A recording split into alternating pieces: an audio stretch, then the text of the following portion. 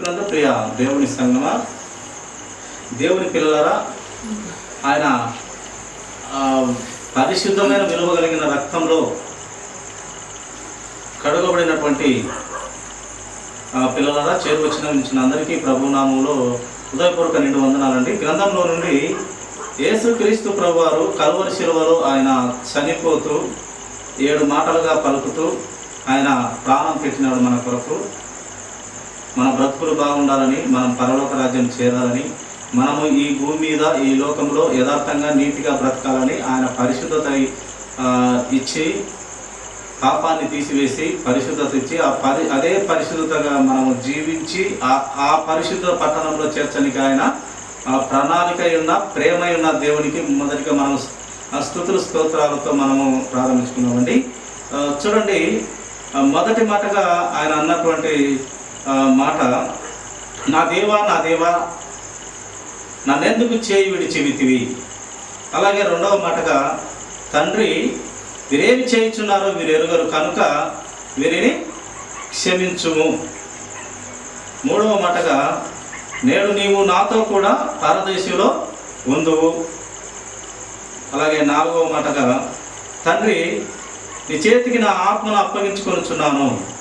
అలాగే ఐదవ మాటగా, అమ్మ ఇదిగో నీ కుమారుడు, ఇదిగో నీ తల్లి అంటూ ఆయన ఐదవ మాటగా చెప్పినాడు. అలాగే ఆరవ మాటగా, నేను దప్పిగొనుచున్నాను.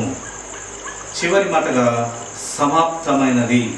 ఏడవ మాటగా సమాప్తమైనదని ఆయన కల్వరి శిలువలో మన కొరకు, పాపురమైన మన కొరకు పుణ్య పురుషుడు, ఏ పాపమెరుగని ఆయన ఈ గొప్ప మాటలు పలుకుతూ ఆయన కల్వరి శిలువలో మరణమైనాడు. ప్రజలందరి మంచి కోరే దేవుడు అక్కడ బలి అయ్యి, ఆ బలి ద్వారా ప్రపంచంలో ప్రతి బిడ్డను విశ్వాసినే కాదు ప్రతి మనిషిని యేసుక్రీస్తు ప్రభు అందరికీ ప్రభు, కొందరికి కాదన అందరికీ ప్రభు కనుక అందరినీ రక్షించుకోవాలి, కాపాడుకోవాలి. నేను ఏర్పరిచిన 2 దారుల్లో ఒక దారి అయిన పరలోక పట్టణంలోకి చేర్చాలనుకున్నాడు. రెండవ దారి ఎవరికి దేవుడు నియమించినాడనగా సాతానుకు నరకము నియమించినాడు. అలాగే పరలోక పట్టణము ప్రతి ఒక్కరి కోసం ఆయన ఏర్పరిచినాడు. కానీ మన హృదయాలోచనలు, మన హృదయం దేవునికి ఇవ్వక మనము నరకానికి వెళుతున్న పరిస్థితుల్లో ప్రతి ఒక్కరం కూడా ఉన్నాము.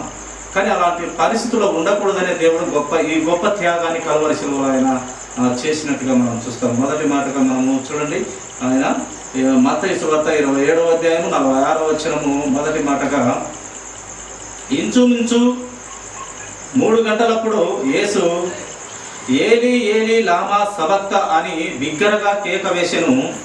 ఆ మాటకు నా దేవా నా దేవా నన్నెందుకు చేయి విడిచితివి అని అర్థము. నా దేవా ఎందుకు చేయి విడిచితివని అర్థమని మనకు ఇక్కడ వ్రాయిస్తూ వచ్చినారు. అక్కడ ఆ కఠినాత్ములు ఆ సమయంలో శిక్షలు వేస్తుంటే ఈ గోలి చేసి ఎగతాళి చేసిన వారు ఏమనుకుంటున్నారంటే,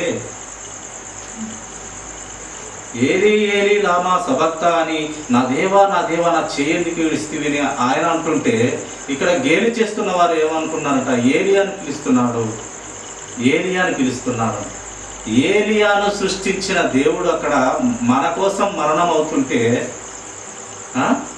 ఏలియాను పుట్టించిన దేవుడు మన కోసం మరణం అవుతుంటే ఏలియా వచ్చి దేవుణ్ణి కాపాడాలంట. అక్కడ పిచ్చి ప్రజలు ఆ మాట అంటున్నారు. సృష్టికర్త అయిన దేవుడు సమస్తమును, అక్కడ ఉన్నవారిని అందరినీ, సృష్టిని, భూమిని, ఆకాశం మహాకాశమును కలుగజేసి, నక్షత్రములను కలుగజేసి, ఈ భూమిని అంతటిని శూన్యంలో వేలాడదీసిన దేవుడు సృష్టికర్త మన అందరి కోసం ఆ నీతిమంతుడు, ఆ పవిత్రుడు మరణం అవుతుంటే వారంటూ అన్నమాట ఏంది, ఏలి అంటే ఏలియాను పిలుస్తున్నాడు ఈయన. ఏలియా వచ్చి కాపాడితే కానీ కాపాడలేని పరిస్థితిలో ఆ సృష్టికర్త దేవుడు ఉన్నాడు. మన కోసం చనిపోయారు. మన పాపాన్ని తీసివేసేదానికి ఆయన రక్తము చిందించవలసిన తండ్రి చిత్తమైన పరిస్థితుల్లో ఆ చిత్తాన్ని నెరవేరుస్తున్నాడు దేవుడు. కనుక ఇలా ఎగతాళిగా అర్థం చేసుకోలేని ప్రజలు అక్కడ విచిత్రంగా దేవుణ్ణి అపహసిస్తూ అవమానపరుస్తూ ఆయన మాటలను వేరే విధంగా అర్థం చేసుకుంటూ ఉన్నారు ప్రియులారా. చూడండి, రెండవ మాటగా కూడా మనము చూసుకుందాము. లూకాసు వార్త 23వ అధ్యాయం 34వ వచనం ఒక మాట చూసుకుందామండి.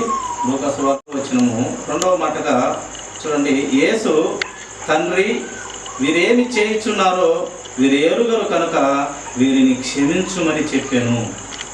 వారు ఆయన వస్త్రములను పంచుకున్నట్టుకై చీట్లు వేసేది. ఇక్కడ యేసుక్రీస్తు ప్రభు వారు చూడండి, వారేం చేస్తున్నారో వారికి తెలియదని క్రీస్తు ప్రభు వారి ఆలోచనలో ఆయన ఉద్దేశాలలో చెప్తున్నారు. నిజమే, క్రీస్తు ప్రభు వారు చెప్తున్నటువంటి ఆ ఆలోచన 100% నిజమే. సృష్టికర్త అయిన దేవుడు, సర్వ సృష్టిని సృష్టించిన దేవుడు అక్కడ కొట్టబడుతున్నాడు, ఈ కొరడా దెబ్బలు తింటూ ఉన్నాడు, ముఖం మీద ఉమ్మి వేయబడుతున్నాడు. అలాగే యెరూషలేము పట్టణము వీధులలో విపరీతంగా సైనికులు కొడుతూ ఉన్నారు. ఇంత జరుగుతూ ఉంది, ఇంత అవమానిస్తున్నారు, అన్ని తెలిసే వారు చేస్తూ ఉన్నారు. ఆయనలో ఏ కపటం లేదని ఆ పిలాతు సాక్ష్యం ఇచ్చినాడు. ఆ పిలాతు భార్య అయిన ఆమె సాక్ష్యం ఇచ్చింది. నాకు కలలో దర్శనంలో ఆయన నీతిమంతుడని నాకు తెలియపరుస్తుంది. నీవు జాగ్రత్త జాగ్రత్త సుమి, నీవు ఆ యొక్క పాపంలోకి పాలు పంపులు చేసుకునవద్దు, ఆయన నీతిమంతుడని వాళ్ళిద్దరూ సాక్ష్యం ఇచ్చినారు యేసుక్రీస్తు ప్రభువు. కానీ ఆ కఠినాత్ములైన మనమును కూడా చేర్చుకోవాలి, ఎందుకంటే ఆ లోకము మనమే కనుక. ఆ కఠినాత్మ జనము ఆయనను కేకలు వేసి సిలువేయాలని పట్టే ఒకే పట్టుగా వారి కేకలే గెలుచులాగున అక్కడ ఆ పిలాతు నోరు కూడా మూయించి వారు ఆ సిలువకు వేసేయడానికి వారి కేకలే గెలిచినాయని వాక్యం మనకు తెలియపరుస్తూ ఉంది ప్రియులారా. కనుక ఈ యేసుక్రీస్తు ప్రభు వారు చెప్తున్నారు, వారు అన్నీ తెలిసి కూడా శిక్షిస్తూ ఉన్నారు. వారికి ఏది తెలియక శిక్షిస్తున్నారంటే ఒకటి మాత్రం, క్రీస్తు యేసు అన్న మాట మటుకు నిజం ప్రియులారా. సృష్టికర్త అయిన దేవుడు వారి కోసమే కదా, మన అందరి కోసమే కదా చనిపోవటకు వచ్చిందని. ఇప్పటి ప్రణాళిక కాదది. భూమి అసలు రవ్వంతైన పుట్టక మునిపే ప్రణాళిక అది. సృష్టికర్త అయిన దేవుడు యేసు క్రీస్తు ప్రభు వారు మొదటిగా కనినటువంటి యేసు క్రీస్తువును తండ్రి అయిన దేవుడు మొదటిగా కన్నాడు. మొదటి ఫలము యేసు క్రీస్తు ప్రభు వారు. మొదటిగానే ప్రజల కోసము మందు చేయబడింది, మొదటి ఫలంగానే మందు చేయబడింది యేసుక్రీస్తు ప్రభు వారు. మందుగా, ఔషధముగా, మన పాపాన్ని తీసివేసే పరిశుద్ధత కలిగినటువంటి ఆ పరిశుద్ధుని తండ్రి అయిన దేవునిలో తత్వంలో భాగంగా ఆయన ఊపిరిలో నుండి మొదటిగా క్రీస్తు వారిని కన్నాడు మన పరమ తండ్రి. కనిన తర్వాత మళ్ళీ ఈ భూమిని ఆయన దారే తయారు చేసినాడు. భూమి రవ్వంతయో లేనప్పుడే యేసుక్రీస్తును నేను ఉన్నాను అన్నాడు. ఆయన చేసినాడు. ఎందుకు ఆయనకు అప్పచెప్పినాడంటే ఆయన ముద్దు కుమారుడు యేసుక్రీస్తు ప్రభువు ఆయన మాట ఏమన్నాడు, గొప్ప మాట అని చెప్పినాడు కదా. ఏమన్నాడంటే ఆయన మాట నాకు ఆహారమై ఉన్నది అన్నాడు. ఇంకా దానికి మించినది ఇంకా లేదు. ఆయన చెప్పిన మాట నాకు ఆహారం అయ్యా అన్నాడు శిష్యులతో. కనుక ఆయన మాట నెరవేర్చనికే పుట్టినటువంటి దేవుడు. అయ్యా పుట్టించిన అప్పుడే ఆయన అభిషేకించి అక్కడ గొప్ప అక్కడ అభిషేకము జరిగింది యేసుక్రీస్తు ప్రభు వారికి. దేవదూతల మధ్య, ఆ తండ్రి మధ్య చేసిన తర్వాత ఆ యొక్క దేవదూతల మధ్య అభిషేకం పొందుకొని సృష్టి లేనప్పుడే ఆయన అభిషేకించబడినవాడు. దేనికి? మొదటి ఆయన బిడ్డగా, ఆయన తత్వంలోని భాగంగా, ఆయన ఊపిరిలో నుంచి కన్నా యేసుక్రీస్తు ప్రభు వారు ఈ మనుషులను భూమి తయారు చేయాలి, భూమిలో నుండి మళ్ళీ మనిషిని తయారు చేసినప్పుడు ఒక ఆజ్ఞ ఇస్తాను, ఆ ఆజ్ఞ ఎట్ట వారు మీరిన తర్వాత పాపంతో వారికి మరణం వస్తుంది. మరణం తర్వాత ఇంకా అందరూ కూడా ఆ మరణము ఒక్కొక్కరిగా అందరికీ వస్తుంది. ఆ మొదటి మానవుని ద్వారా మరణం వస్తుంది. మళ్ళీ శరీరధారిగా యేసుక్రీస్తు ప్రభు వారు పుడతారు. ఈ రెండవ మానవునిగా మళ్ళీ జీవము పొందుకుంటారు అని ఆయన సృష్టికర్త అయిన దేవుడు ఒక గొప్ప ప్రణాళికలో ఉన్నటువంటి దేవుడు కనుక ఆయన ఈ సృష్టిని ఆయన చేతుల్లోనే కలుగజేసి అవ్వాదామును కలుగజేసి అన్నీ చేస్తూ ఆయన మనల్ని పుట్టించినాడు. మనం తప్పు చేస్తామని తెలుసు, అవ్వాదాం తప్పు చేస్తారని తెలుసు, చేసిన దానికి ఫలితం పొందుతారని చేస్తూ మరణం అవుతారని తెలుసు. ఇవన్నీ తెలిసి ఈ పాపపు లోకాన్ని ఆయన ఏం చేయాలనుకున్నాడు? మొదటిగా పుట్టించిన క్రీస్తు వారి రక్తం ద్వారా ఈ ప్రపంచాన్ని అంతటిని మనిషిగా పుట్టిన ప్రతి ఒక్కరిని ఆదాం కానీ మొదలుకొని ప్రతి ఒక్కరి కోసము ఆయన రక్తము అవసరము. ఆ పరిశుద్ధత కలిగిన రక్తము యేసుక్రీస్తు వారిది, ఇంకెవరిది లేదని ఆయన మన కోసం చనిపోతున్నాడు అక్కడ. కానీ ఏమంటున్నాడు ఆయన? తండ్రి, వీరేం చేస్తున్నారు వీరికి తెలియదు ప్రభువా, వీరికి తెలియదు తండ్రి, వారిని క్షమించు. ఎందుకు వారికి తెలియదంటే సృష్టికర్త అయిన దేవుడు నిర్ణయింపబడి వచ్చినాడు, దేవుని మాటకు లోబడుతున్నాడు, మరణం అవుతున్నాడు, తిరిగి లేస్తాడు. ఇవన్నీ వారికి తెలియదు కదా. నిజంగానే వారు ఏం ఆలోచన చేసినారంటే ఈయన అద్భుత కార్యాలు చేస్తున్నాడు, సూచక్రియలు చేస్తున్నాడు, నేనే దేవుడిని చెప్పుకుంటున్నాడు. ఈయన ఎన్ని చేస్తే రోమియోలు ప్రభుత్వం వారు వచ్చి మా మీద పెత్తనం పెట్టి మమ్మల్ని వారు స్వాధీనపరుచుకుంటారని భయంతో ఈయనను మరణానికి అప్పచెప్పినారు. అప్పుడు మరణం చేయాల్సిందే, సిలువ వేయాల్సిందే అని అప్పచెప్పినారు. కానీ వారికి అసలు విషయం తెలియదు. మన కోసం ఆయన మరణం అవుతున్నాడు కలువరి సిలువలు అనేది అక్కడ జనానికి తెలియదు ప్రియుల. అందుకైనా వీరు ఏం చేస్తున్నారు వీరికి తెలియదు ప్రభావం. కొడుతున్నారు, తిడుతున్నారు, ముఖం మీద ఉండేస్తున్నారు, బట్టలు తీసేస్తున్నారు, కొరడా దెబ్బలు విపరీతంగా కొడుతున్నారు, శిలువ మానుతో కొరడా దెబ్బలతో కొడుతూ శిలువ మాను మోయిస్తున్నారు. ఏ తప్పు చేయనటువంటి ఆ సృష్టికర్త ద్వారా అన్నీ చేయిస్తున్నారు. అన్నీ చేస్తున్నప్పటికీ వీరికి ఏం తెలియదు. వారికి తెలియదు తండ్రి, నా ఆలోచన ఏమైనదో నేను వచ్చిందే వారి కోసము, వారిని రక్షించడానికి వచ్చే వాళ్ళు నన్ను శిక్షిస్తున్నారు అని వారికి తెలియదు ప్రభు. వారిని క్షమించమని గొప్ప మాట పలికినట్టుగా మనము చూస్తాము. మూడవ మాట కూడా చూడండి, అదే లూకా సువార్త 3వ అధ్యాయము 43వ వచనం మాట చదువుతున్నాం చూడండి. అందుకు ఆయన వానితో, నేడు నీవు నాతో కూడా పరదేశంలో ఉందని నిశ్చయముగా నీతో చెప్తున్నాను. ఈ యొక్క శిలువలో దొంగ అనబడినటువంటి ఇద్దరు కూడా, ఎడపక్కను కుడిపక్కను ఇద్దరు ఉన్నారు. ఇద్దరు కూడా యేసుక్రీస్తు ప్రభు వారిని దూషించిన వారే. ఒకరు మాత్రమే కాదు, ఇద్దరు కూడా ముందుగా ఆయన్ను దూషించిన వారే. తర్వాత ఒకరిలో మార్పు కలిగింది ప్రియుల. కుడివైపునున్న దొంగకి మార్పు కలిగి ఆ తోటి దొంగతో మాట్లాడుతున్నాడు, నాయన మనకైతే మనము చేసిన పాపాన్ని బట్టి మనం ఎన్నో దొంగతనాలు చేసినాము, ఎంతోమందిని అన్యాయంగా నాశనం చేసినాము, నరహత్య చేసినాము, ఎంతోమంది దారిని పోతుంటే దోచుకున్నాము, మనకైతే ఇది జరగవలసిందే. కానీ ఆయన ఏ తప్పు చేయలేదు, ఎందుకు ఆయన మరణం అవుతున్నాడు? మనకు జరగవలసిందే కానీ ఆయనకు జరగకూడదు అని చెప్పేసి అతనికి మారు మనసు కలిగింది.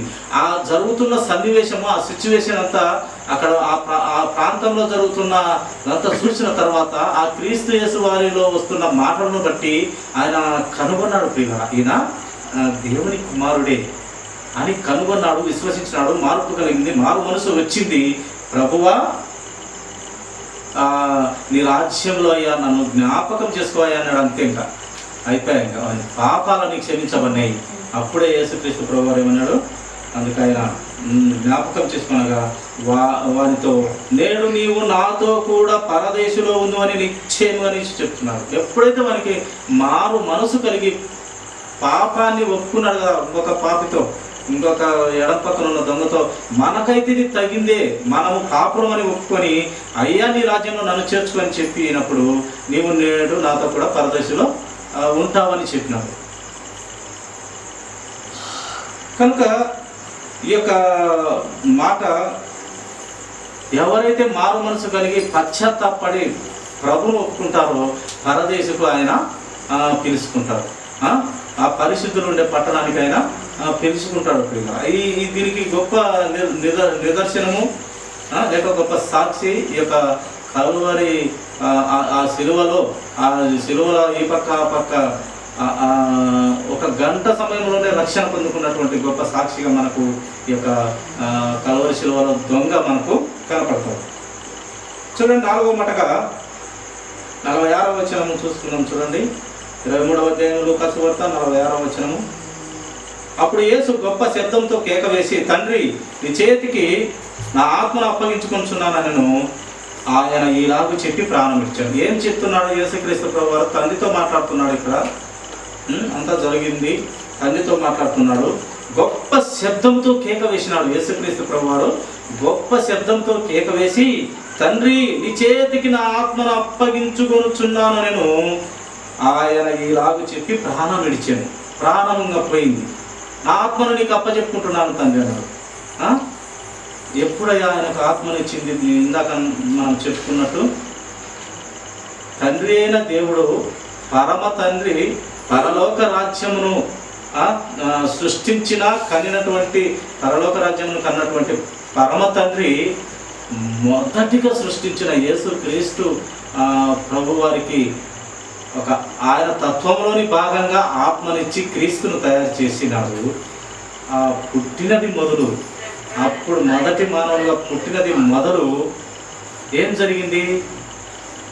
ఇప్పటి వరకు ఆయన ఆ కలువరి శిలువలో మరణమయ్యేంత వరకు ఏ తప్పు కానీ చేయలేదు. అందుకే ఆ పరమ తండ్రి సమస్తము మీద యేసుక్రీస్తు ప్రభు వారికి అధికారం ఇచ్చినాడు. ఆయన పాతాళంలో ఆ యొక్క దానికి కూడా తాళపు చెవులు యేసుక్రీస్తు ప్రభు వారికే అప్పచెప్పబడినవి. ప్రతిదీ తండ్రి అయిన దేవుడు, ప్రతిదీ ఆ బాధ్యత తండ్రి అయిన దేవుడు క్రీస్తుకు అప్పచెప్పినాడు. ఎందుకయ్యా ఈ క్రీస్తుకు అప్పచెప్పినాడు? ఆయన చేయొచ్చు కదంటే, తన కొడుకు అంటే, తన ముద్దు కుమారుడు అంటే, తన ఒక్కడైన కుమారుడు అంటే ఆయనకు ఆయన మాట మీద, ఆయన ప్రవర్తన మీద, ఆయనలోని తత్వమునే కన్నాడు. ఆయన అంత నమ్మకం ఆయన మీద. నమ్మకం కనుకనే సృష్టికర్త అయిన దేవునికి అన్ని బాధ్యతలు ఇచ్చినారు. సృష్టిని తయారు చేసుకునేదానికి, ప్రతి మనిషిని తయారు చేసేదానికి ఆయనకు అన్ని అధికారాలు ఇచ్చినారు. తండ్రి మాత్రం అలా ఉంటాడు, అన్ని చేస్తూ వచ్చేది యేసుక్రీస్తు ప్రభు వారే. అందుకే ఆయన లేకుండా ఏది కలుగలేదు. ప్రపంచములన్నీ ఆయన చేత నిర్మితమైనవి.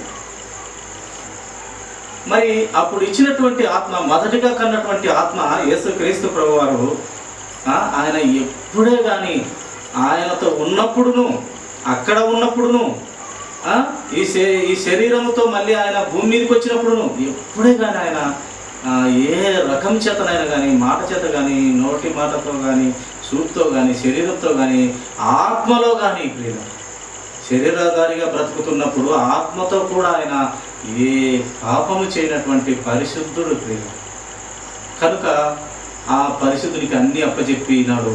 ఆ పరిశుద్ధుడు మాట కాపాడుకున్నాడు. ఏమంటున్నాడు? ఇచ్చిన యథార్థవంతమైన ఆత్మ, అప్పుడు మొదటిగా ఇచ్చినటువంటి ఆత్మను చక్కగా తండ్రికి మళ్ళీ అప్పచెప్పుకున్నాడు.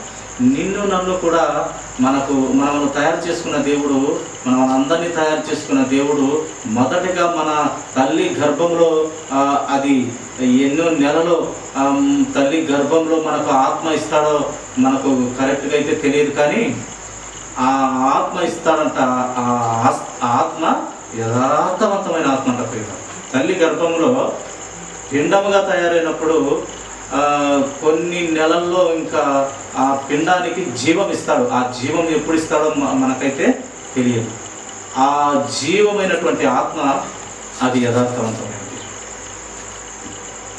ఆ యథార్థవంతమైన ఆత్మ పుట్టి పెరిగి శరీరాన్ని ధరించుకొని రక్త మాంసాలతో పెద్దయి, బాల్యదశ, శిశుదశ, బాల్యదశ, యవన ప్రాయము, వృద్ధాప్యము అన్నీ ముగించుకొని చివరికి సమాధికి చేరే టయానికి ఎలా ఉండాలి?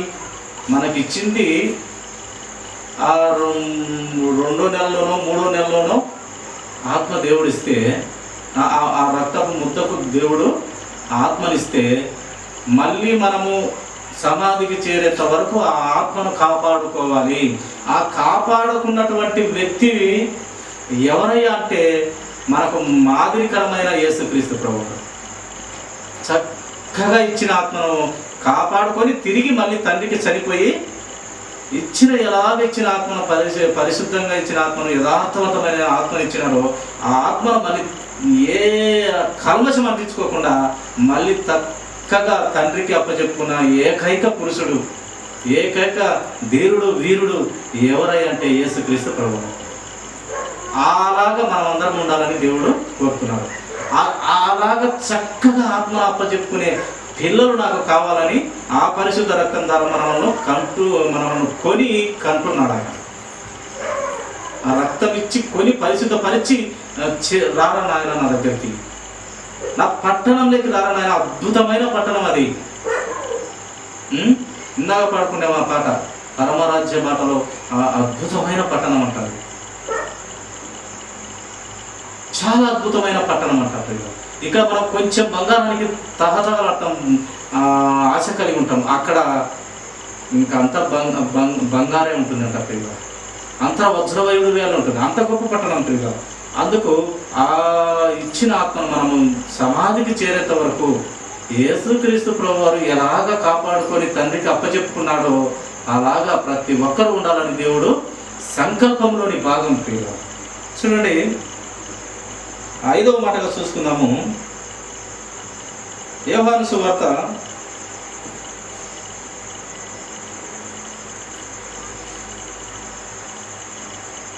19వ అధ్యాయము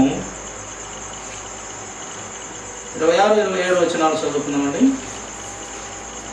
యేసు తన తల్లి తాను ప్రేమించిన శిష్యులను దగ్గర నిల్చుట చూచి, అమ్మా ఇదిగో నీ కుమారుడు అని తన తల్లితోనూ చెప్పాను.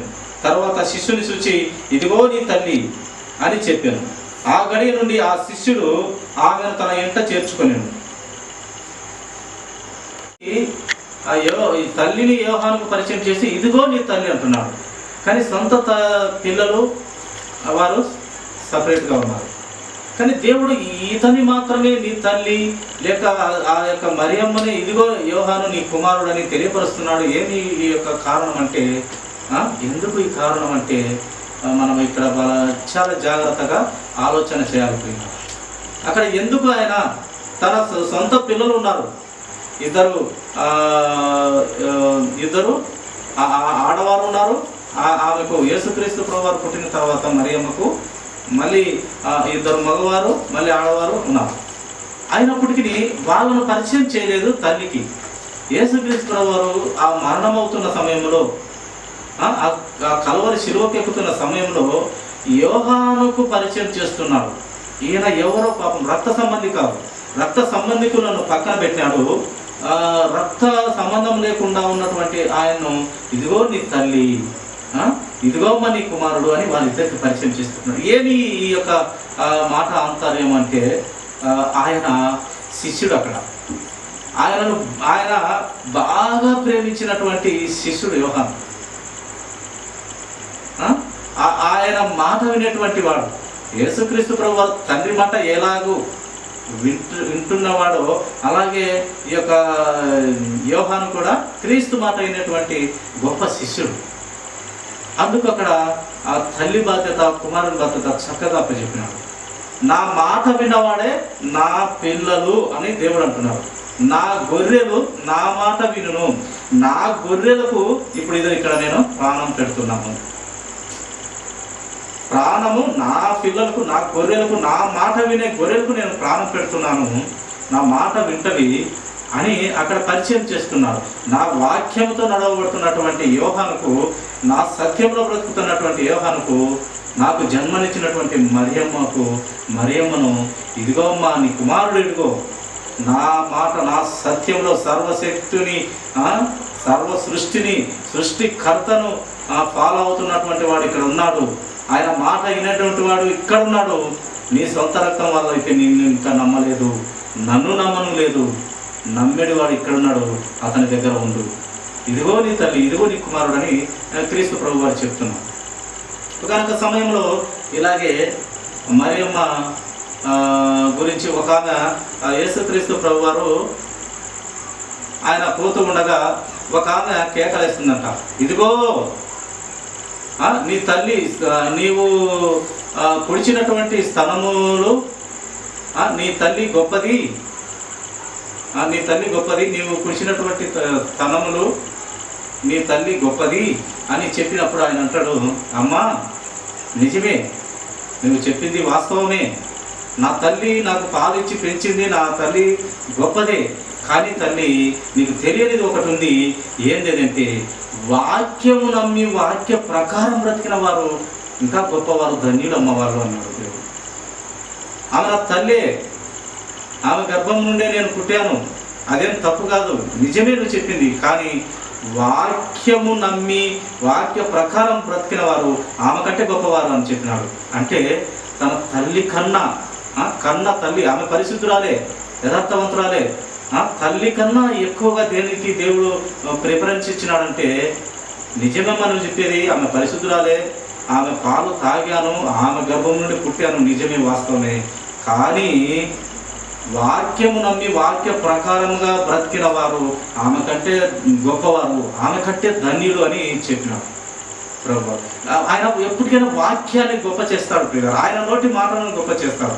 ఆయన సర్వశక్తి సంపన్నుడు కనుక అక్కడ శిష్యుడైనటువంటి యోహాను చెప్పినట్టు నడుచుకునేవాడు కనుక, అందుకు వాక్య ప్రకారం నడుచుకునే వ్యక్తి కనుక ఇదిగో మా నీ కుమారుడు, ఇదిగో మా నీ తల్లి అని అక్కడ దేవుడు చక్కగా వివరించినాడు. తల్లి బిడ్డల బంధం ఏంది, రక్త సొంతం కాదు, దేవుని మాట విని దేవుని ఆలోచనలో బ్రతికిన వాళ్ళే నిజమైన నా బిడ్డలు అని దేవుడు చక్కగా ఇక్కడ మనకు తెలియపరుస్తూ ఉన్నాడు.